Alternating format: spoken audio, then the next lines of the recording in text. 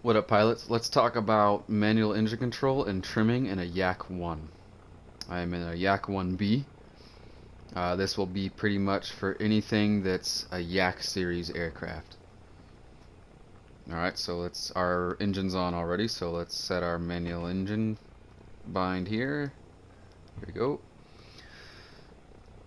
Radiators, you can leave it about 50. They're already at 50. However, if you want a little bit of extra oomph, this is a Yak, so it does have the radiator right below the canopy in between the wings. The Yaks do have the Meredith effect, though it's not as much as a Mustang though. So instead of 70 to 80%, you can go at about 50 to 60%. Oops, I went down, I meant to go up. So let's go 60%. It's good enough. Magneto 1 plus 2, like every aircraft, magnetos are always going to be 1 plus 2. Mixture 80%, and I'll explain why at the end of the video. And then propeller pitch 90%. Mostly everything's going to be around 80 to 90%, maybe 95%, depending on what aircraft it is. So Spitfires are at about 95, and then you 90 to 95%, and then you can turn it down if you want a little bit more bite. When you want your props to bite the air a little bit more, you can turn it down a little bit.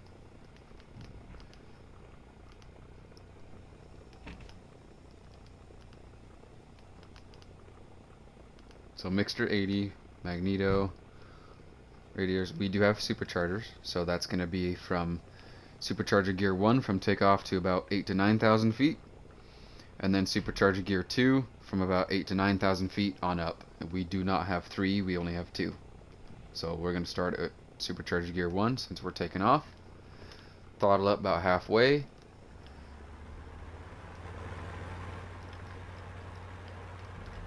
Correct the prop torque. It's going to torque to the right this time. So we're going to correct to the left. Gain about 30 knots, then throttle all the way up. Make sure that we're still on the path. About 120, 130 knots. Slowly pull on the stick. Gear up. Make sure flaps are up.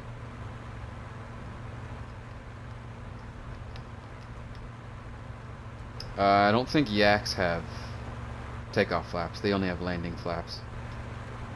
Yeah, they only have landing flaps. Alright, so we're going to trim for climb.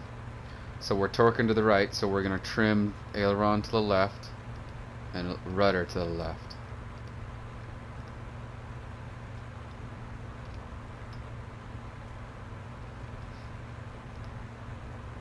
Perfect.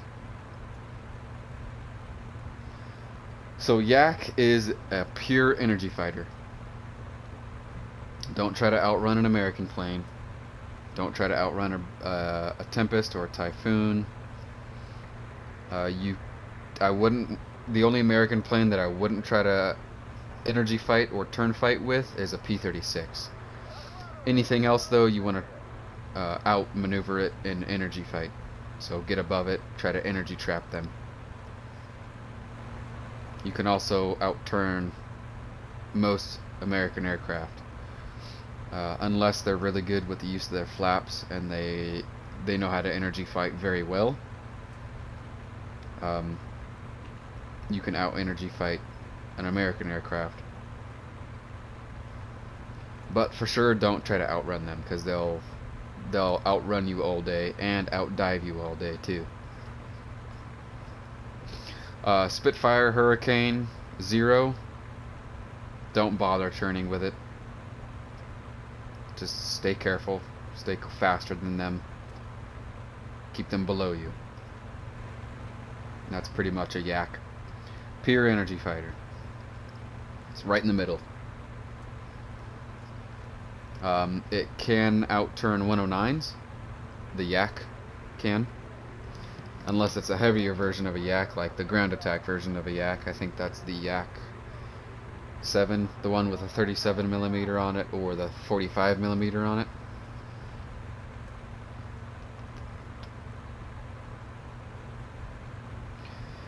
You want to out energy 109s and Focke-Wulfs. Don't try to run from them because they will also catch up to you like American aircraft will. So we're gonna continue our climb here.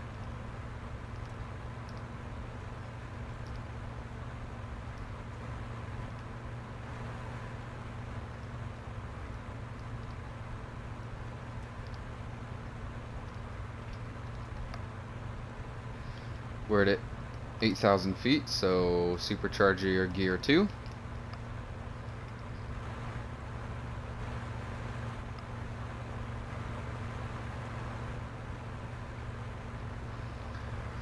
Now in a Yak, or anything Russian I should say, you'll start to lose power at about 14,000 feet, give or take.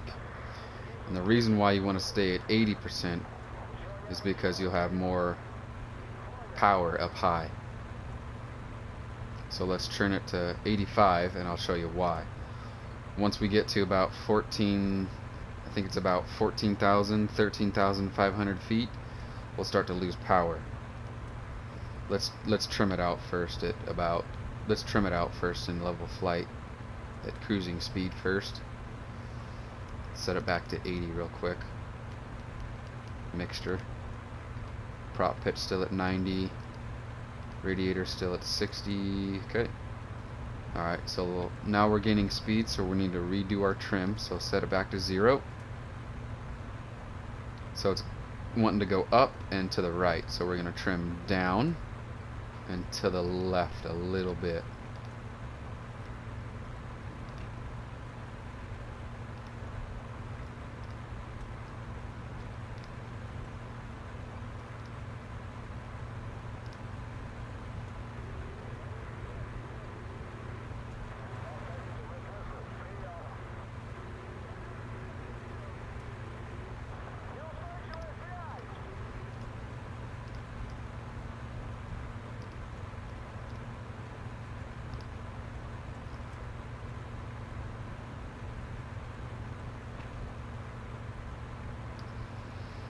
Pretty level to me.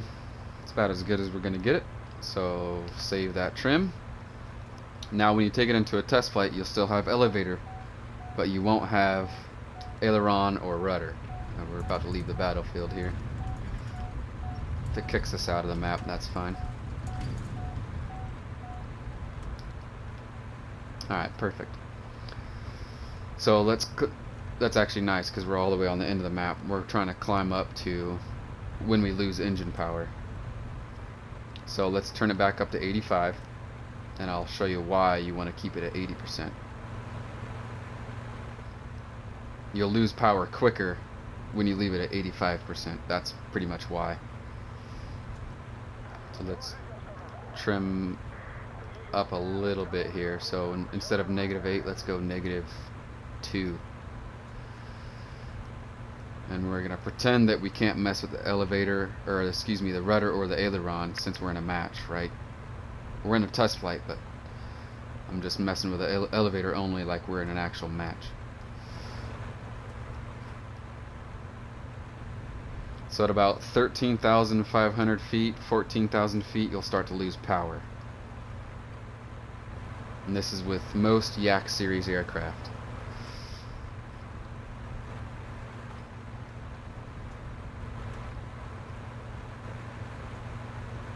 Always check that 6. Scout around you. Do a belly check if you have to. Roll left. Roll right. Roll left. Roll right.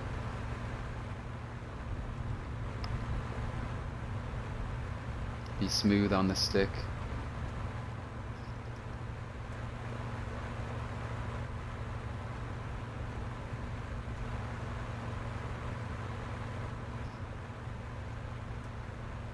Be aggressive though. Always be aggressive. But be smooth. So we're at 13.7. We should be losing power pretty soon here. 14. Wait, we're at 85, right? Yep, 85. Maybe it's 14.5 then.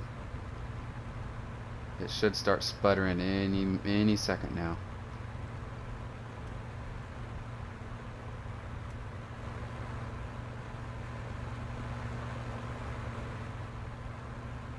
Yep, there it goes. Yep, starting to sputter now. So we're at 14.7 is when it started sputtering a little. So we're at 15,000 feet. Let's turn it down to 80%. We got a little bit of power back. Basically, you want to keep it at 80% so you lose power at a slightly higher altitude. That's why you want to keep it at 80 in Soviet aircraft. Now, another thing about Soviet aircraft that I showed you in the LA-5 is you don't want to dive straight down and overspeed, because you will wing rip. Right, now let's show you that. And then that's pretty much Yaks right there. Yak series aircraft. Yeah, we're starting to overspeed. Our IS is turning red, and we just lost our right wing and our rudder and our left wing. Trim and available. So that's the Yak series aircraft.